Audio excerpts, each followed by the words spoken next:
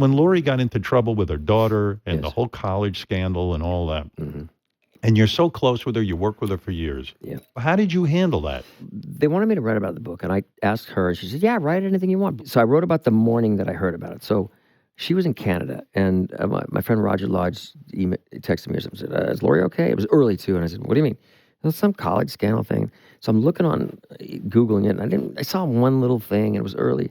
I called her up, I said, hey, how you doing? Are you okay? She's like, yeah, why? I said, well, I just hearing something about this college scandal thing. What was that about? And she said, oh, I don't know. She said, but Massimo handles all the dad. I saw a couple emails from a lawyer, but I don't think it's any big deal. I said, okay. And then I heard a click on the phone. I said, did you hear that? And another click. She goes, yeah, I think they're bugging my phone. I said, what? Goodbye. Wrong number. Hang up on her. And then, so I turned on the news, and it became, the FBI were on there. This is the biggest college scandal in history.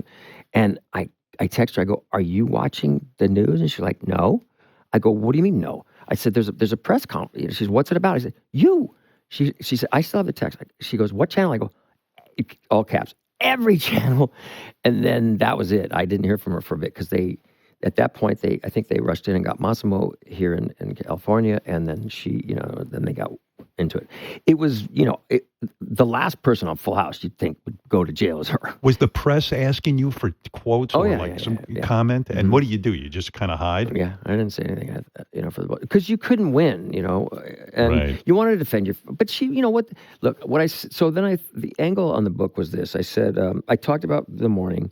I said, people make mistakes, some big, some small, but it's how you deal with the accountability afterwards. It's how you deal with it. And the way she dealt with it was better than I could have done, for sure. She stood up and she fiercely defended her family. And it was very difficult, obviously. People were slinging shit at her kids, that would be terrible, right? And she wanted it was bad. And she was a study in tenacity. I mean, she just didn't let it.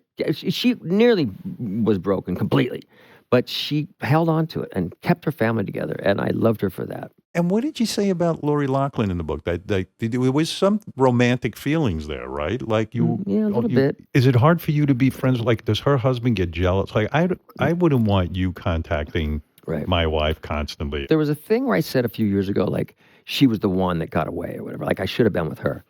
And it went everywhere. And I said to her, Massimo, does he hate? Does he mad? She goes, no, he didn't give a shit.